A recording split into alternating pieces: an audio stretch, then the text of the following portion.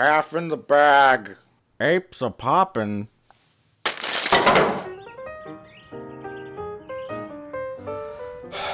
Come on, Jay, trust me, it's gonna be a blast. All the college millennials and cool hipsters are doing it these days. It's at all the wildest parties. I don't know, Mike, it seems dangerous. How does this work again? Well, you drink this beer. The faster you can drink it, the less burnt and disfigured your face will get.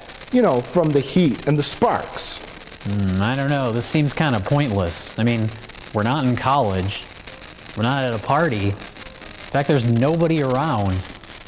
I could just drink a beer without sparklers attached to it. And I don't want to horribly burn my face. It seems like there's more cons than pros. Whatever, you fucking pussy. I'll go first. Oh, fuck! Oh, say, can you see by the dawn's... Oh, hi, Mr. Plinkett. Where have you been? Also, why are you dressed like America? Oh, I'm celebrating my Independence Day from the aliens. They finally let me go. Aliens? Mr. Plinkett, are you saying you were abducted by aliens? Well, that explains why he was gone the last couple weeks. Thanks for filing a missing persons report. You didn't file a missing persons report. Jay, he's being sarcastic. What? So, Mr. Plinkett, when you were on the alien spaceship, did you get anal probed? No. Did you get anal probed? No. Did you get anal probed? No, they just asked me some questions about Donald Trump's hair. They wanted to know if I knew the nuclear launch codes. He got anal probed. No, once they realized I didn't have the information they wanted, they just scanned my brain. So after the brain scan, then you got anal probed. All right, Mike, that's enough with the probing questions. They did say anal probes were a pretty standard procedure, but once I didn't have the information they wanted, we just kind of hung out and partied.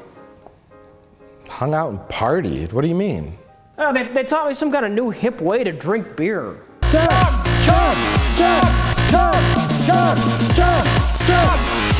Hey, Mike, didn't you go missing for a few days last week? And you have been complaining about how much your ass hurts. Well, I'm off to the 4th of July parade. I'll see you jerks later. Bye, Mr. Plinkett, bye. 4th of July, fireworks. Hey, speaking of having things painfully shoved up your ass, have you seen Independence Day Resurgence? I have. So that's two things that have been painfully shoved up my ass. What was the other thing? The anal probe. Oh. I'm accepting the fact that that's where I learned how to drink the sparkler beer. I mean, that makes sense given the information we've just heard. And it makes more sense because they're millennials because they've been alive for 1,000 years. Oh, So yeah. It's a whole different meaning. Sure. So the millennials are the hip kids in the alien culture. The quadrennials are like the older, wiser, middle-aged people. Right. The people that are kind of uncool. You know what I'm saying? Oh, sure.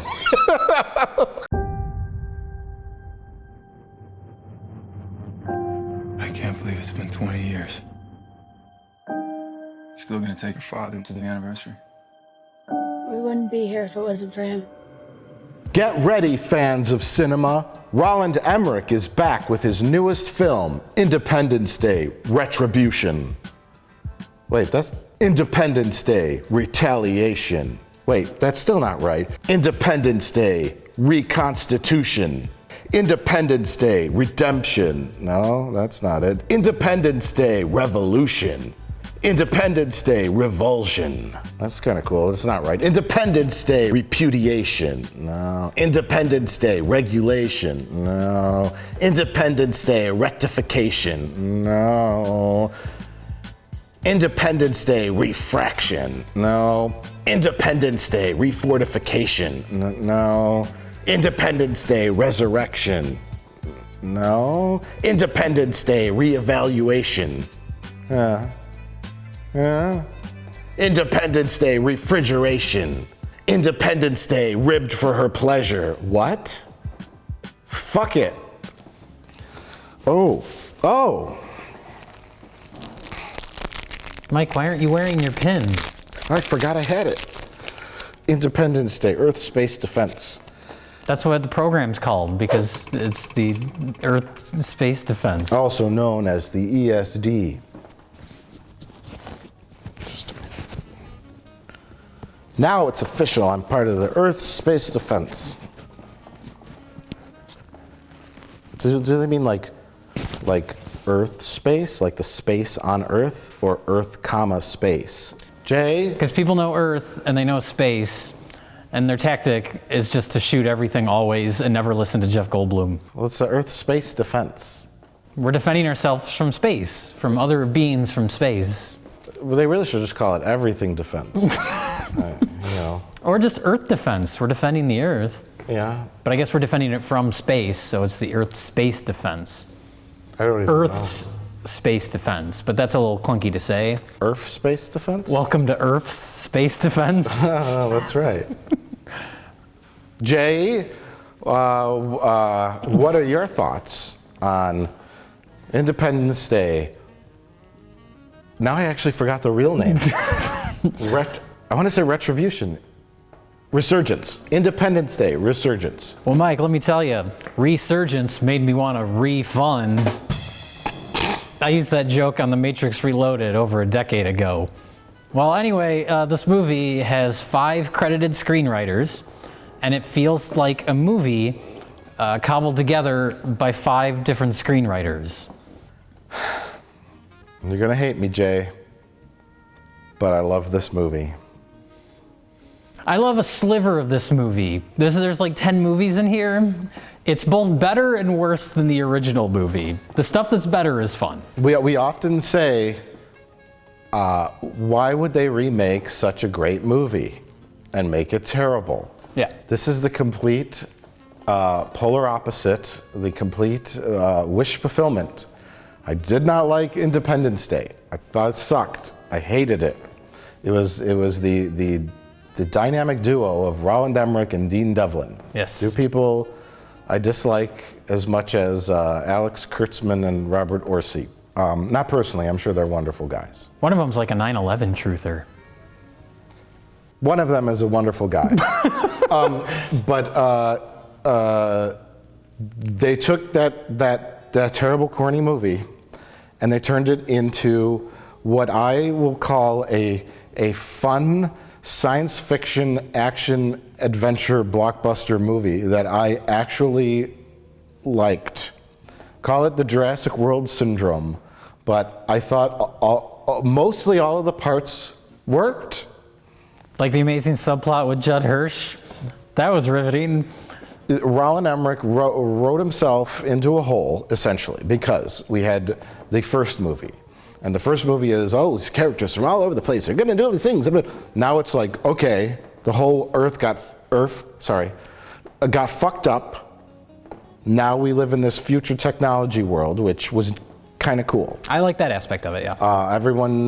It's like, wow, aliens coming and blowing up the whole world turned out really great. Yeah, there's world peace too. Everyone gets along now. World peace. All of our cities have been rebuilt. We have all this amazing new technology. We can put people on the moon.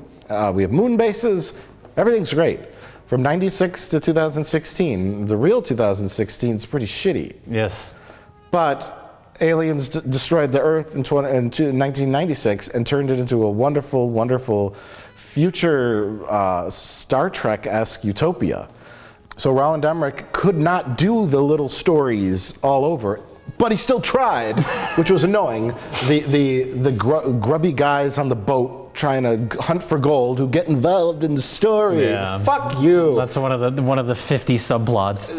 And then when I saw the dumb kids, I'm like, who are these teenagers driving this car? By the way, was that Abigail Breslin's little sister? I don't know who those kids were. We got to look this up. The main girl looked just like a little tiny version of Abigail no. Breslin. That girl was in The Conjuring. The first one? Yeah. Okay, whatever.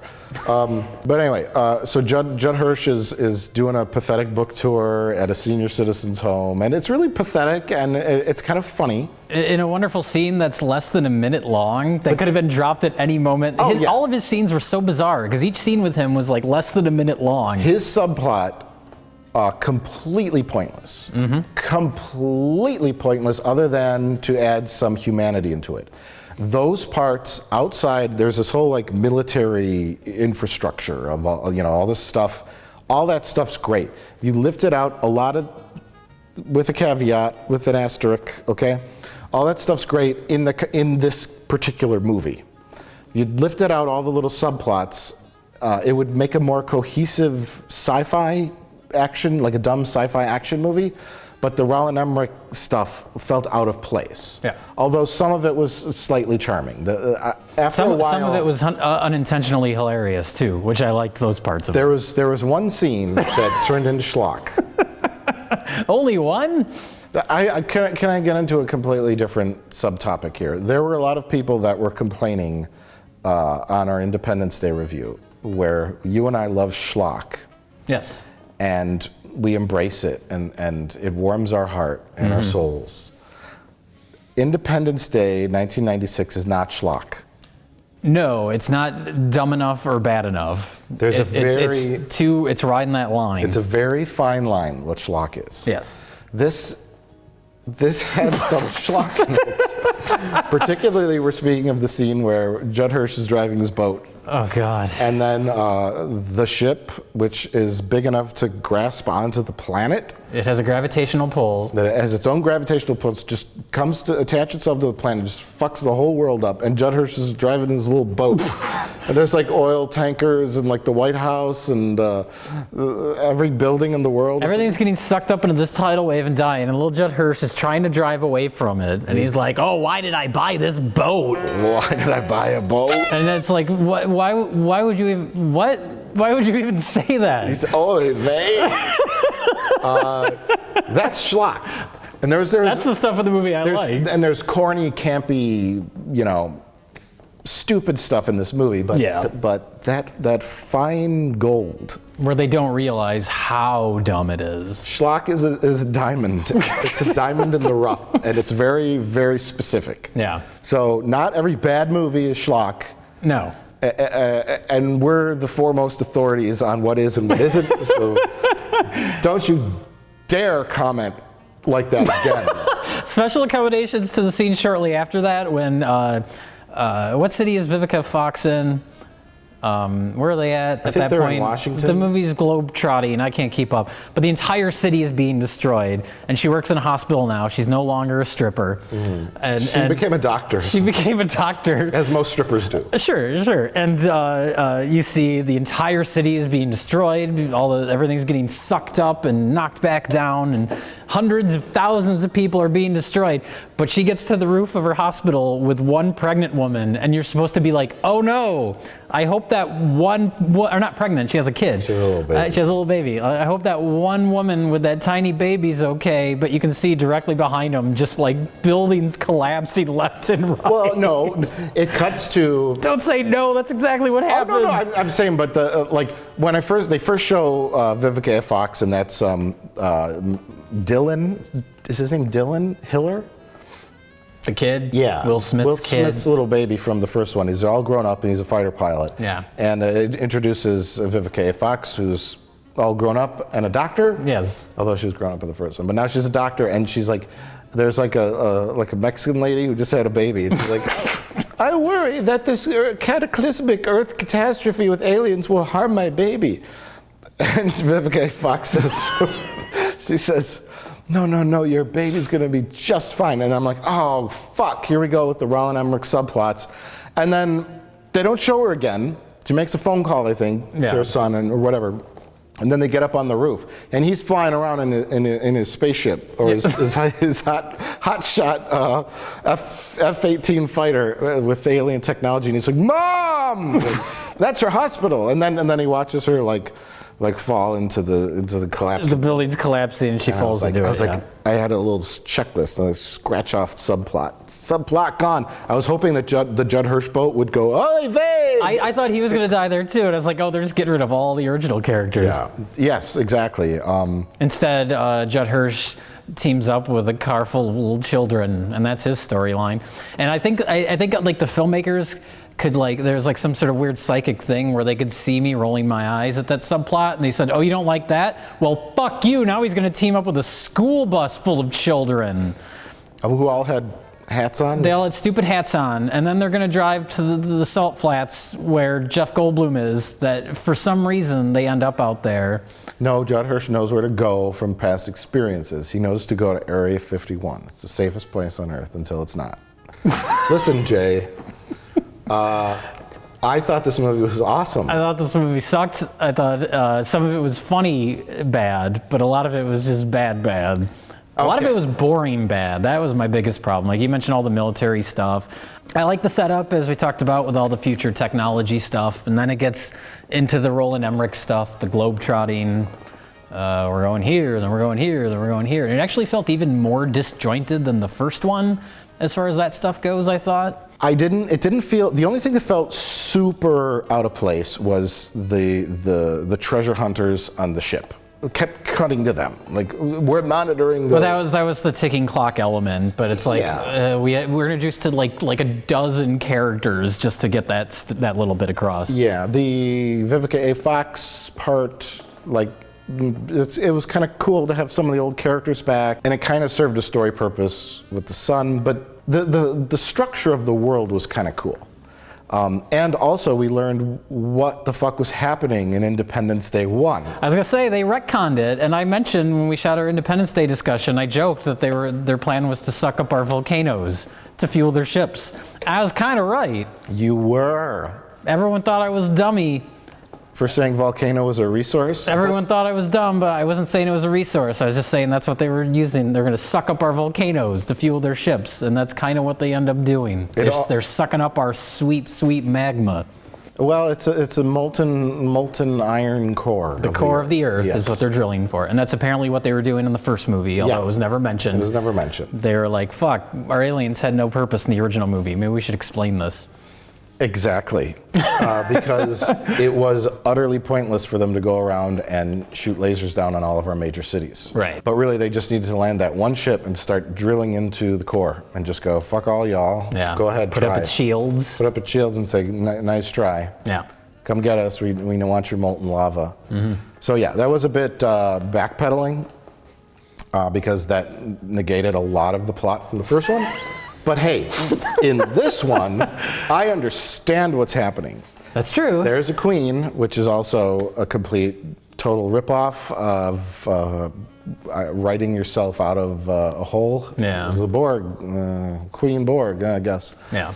They want to suck the molten core out of the planet Earth to fuel their gigantic spaceships, and which also fuels their technology. Yay! A clear goal. A clear goal. Yeah.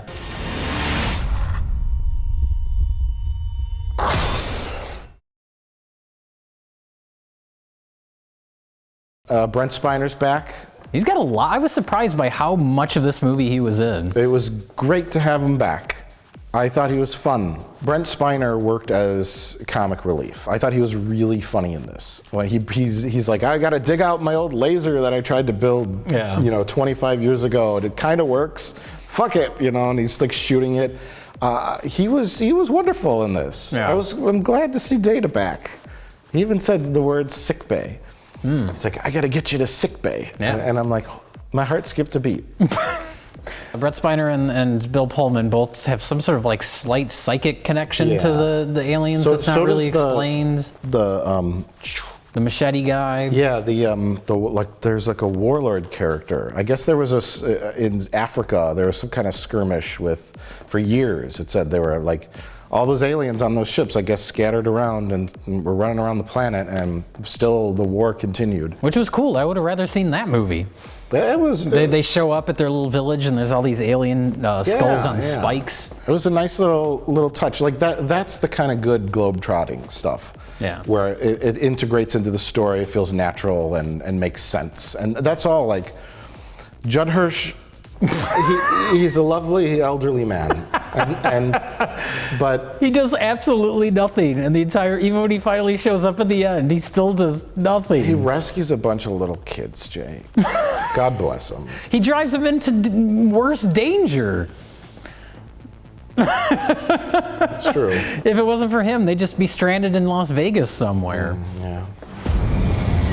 They're coming back. It has its own gravity. What goes up must come down. Shouldn't we be nervous? Yeah. Our whole lives built up to this moment. It's touchdown over the Atlantic. Which part? All of it. Sorry, my brain's racing. I'm going all over the place here. I recently sort of watched the Ed Helms Vacation remake. Where is this going?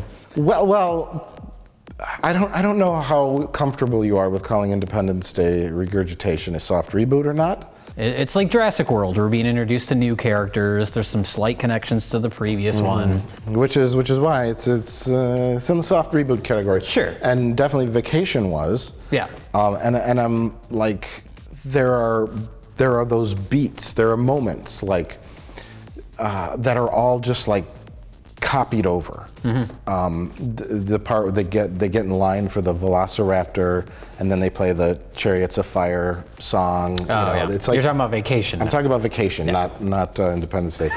And so this one, it's like more or less the same movie. And I know sequels tend to be the same movie, but it's like we have that scene where the fighter jets all go at the ship. Yeah. And then the first one, they fire the rockets, and we find out they have shields. Scratch that, it's a disaster. This one, they fly, and it turns out to be like a trap by the Queen, and then like there's even a little rousing speech at the end. We all got to band together. And then, are you talking about the Bill Pullman speech? There's the Bill Pullman speech. There's two speeches. Yeah. The Bill Pullman speech kind of comes out of nowhere. It makes him seem like a crazy person. It's a little awkward. Bill Pullman's sort of unintentionally hilarious in this movie. Yeah, but it's like, it takes it a little further. I really liked following the adventures of all the cool pilots. I thought they were fun, likable characters. There's the Chinese girl, the friend who has the man crush on Liam Hemsworth, but also has the female crush on the female. He has a crush on the Chinese lady, and then there's Will Smith's son. Yeah. And then they go on a suicide mission to drop a bomb inside and kill the Queen, but then they end up inside the alien spaceship running around. Right. Fighting the aliens in their little ecosystem that's inside. There's water and trees, and they're shooting aliens, and then they pee on the floor and steal alien spaceships. Yeah, there's lots of elements that I liked. It's just the overall, like, one is just too many characters, all that stuff. Like when you mentioned when they were inside the ship and it has its own ecosystem. Like, I liked seeing, even though I don't like the design of the aliens, they're Giga ripoffs, but I like when you see them walking around and they've got their guns and they're shooting at things. Like, that's kind of fun, goofy sci-fi stuff, because in the first movie, they don't do anything, the aliens. Yeah. So at least we see that they have this technology, but you don't really connect it because they look like tentacle monsters, you know? So seeing them actually like walk around and kind of, in rows shooting things was kind of neat. The first one's dumb. This one's also, it's less dumb, but it wasn't like terribly insultingly dumb. And that it gets an A from me. It was all over the place. Parts of it felt looser than the first one, but it also felt smaller to me, this one. Like the idea at the end of the first one, you have all these ships and they're all flying around and they're all shooting and they got to get the Then at the end, what's his face? Randy Quaid flies up into their ship. Maybe you'll thank me for this.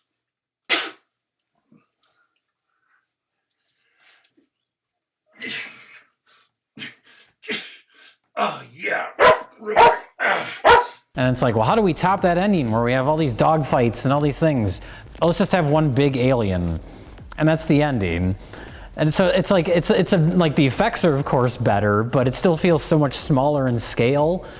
And the whole movie looked like it was shot, like when we talked about Man of Steel at the end, when there's all the city destruction, and we talked about it would show like all these buildings collapsing and all this CGI, and then it would cut to this tiny little set with like Lawrence Fishburne and the paper worker people. This movie felt like, the whole movie felt like that to me. Oh no. Like I just felt like it was these tiny sets or people in front of green screen. I didn't get everything felt like it was I don't know if it was just like they were adding in like CGI ships behind them, like when they're in like the hangar bays and stuff. Like everyone just looked like they were. I had like prequel flashbacks. Like everybody looked like they were in front of green screen. I thought everything looked like really polished and good, and I didn't get that impression at all. Oh God, the whole thing, like everybody's just in their little cockpits, and then we cut to these wide landscapes with just CGI ships everywhere, and then back to this little cockpit or back to people in a control room. The whole thing, and like the early on, there's the celebration. I guess it's the 20th anniversary of us stopping the aliens. And they're in Washington, D.C., and there's like a podium, and there's all the people on there, and they're all in front of a green screen. And then we cut to this massive wide shot, and there's like a stadium of people, but then there's hundreds of thousands of people outside of the stadium, like way beyond anything that would realistically happen. And then I thought it was, I looked it up, because they're like, here's our war hero, Robert Loggia. And I thought that was a CGI face, but I think that was him. I think they shot that like right before, well, he's dead now, but I think they shot it right before he died. Oh, really? In looking it up online, but just put him in front of a green screen and that's what it looked like, because like his face doesn't move. They're like, look, it's Robert Loggia, and he's just like, yeah. It was really creepy, and I thought it was a CGI Robert Loggia, which would have been even creepier. Well, but yeah, that was my biggest problem connecting with anything, is that the whole thing just looks so phony and small to me. Make them pay. Not going up there to make friends. We've got to remind them Earth is not for the taking. All fighters, evade! An alien. There's an Apple product that lands on Earth. First, it shows up at the moon. Right. And it's like. And we immediately shoot at it. We immediately shoot at it, and we blow it up. Right. But these are the people that are so strong that they can blow the aliens up. But yet they get blown up by us. Yes. Which seems like a bit of a catch-22 or a contradiction. Right. Well, and don't they say later when they're talking to it that it was saying like we're the only ones that have smart enough to have the technology to destroy these aliens, but the aliens destroyed all of us. Yeah, maybe they figured it out later. I don't know, Jay. They basically are they're the species 8472 to the Borg. Okay. So they have this technology, and Data's in the room there, and they make a trap for the Queen alien. But she has her own little backpack that generates a shield, and she comes on.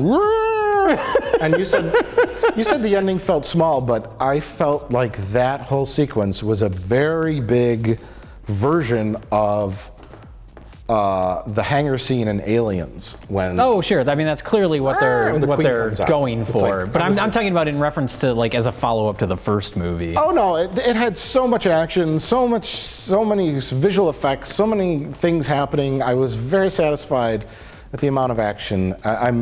It's nice that they didn't say we have to blow up the space laser that's drilling into the Earth. Yeah. They're like, that's a thing that's happening over there. We can't do anything about that. It is completely dumb that once physically killing the Queen just makes everybody leave. Yeah.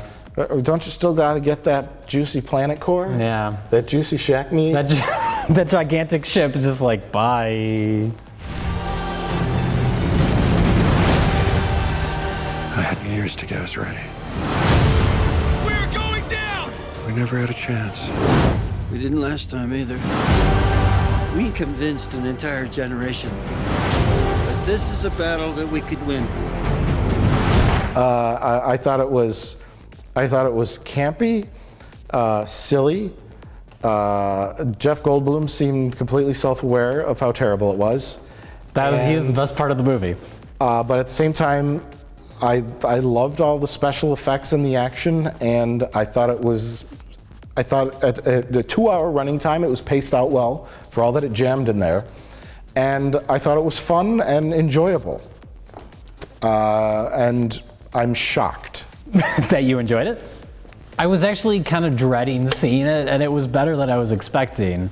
But it was better in fits and starts for me, whereas like, this part's kind of fun, but then I don't care about any of this other shit, and then, this part's kind of fun. We didn't mention when the ship shows up on Earth, it has its own gravitational pull, it pulls up a city, and then drops that city on London, which is fun and that actually felt like a really rushed scene. I was surprised, because that was like such a, like one of the things that everybody remembers and loves about the first movie is all like the monuments being destroyed, and the city destruction, and that seemed really rushed as everything's dropping on London. You see not Thor and his little ship flying around for like 2 seconds. Oh yeah. And then it's just kind of over.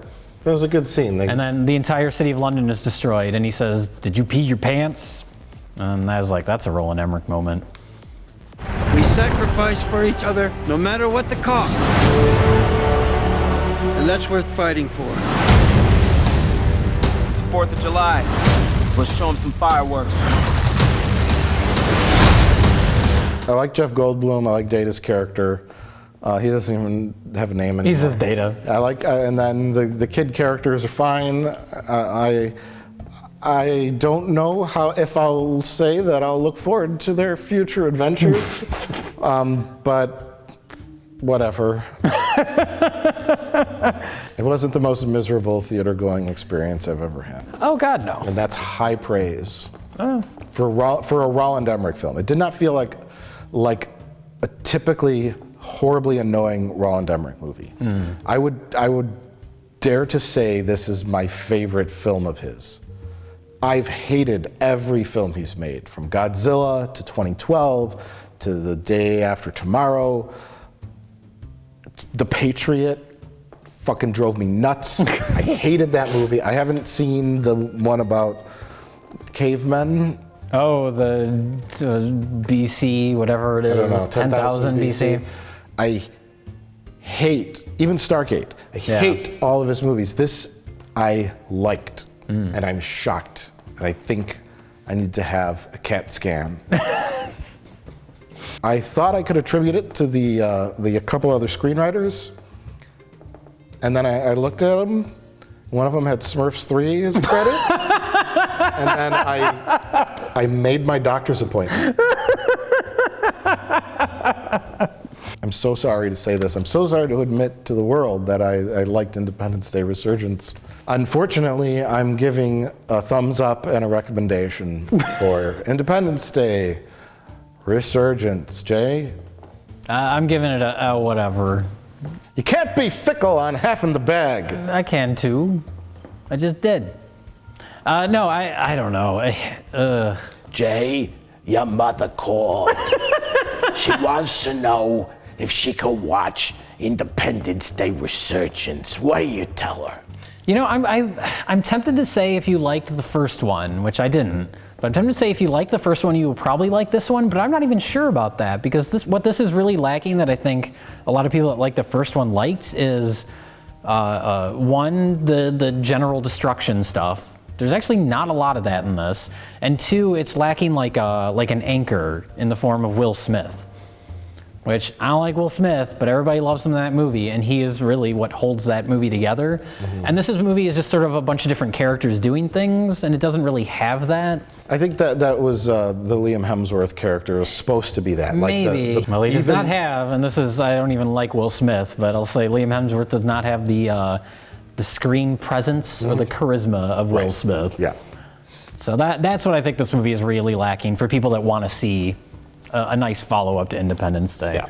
I like some of the goofier stuff. I liked some of it. Ironically, I was laughing at parts of the movie.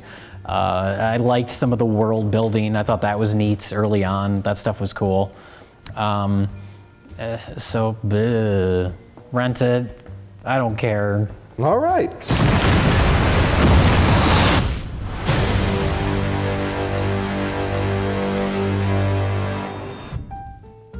Well, I guess we'll talk in the next episode of Half in the Bag. Okay. Bye.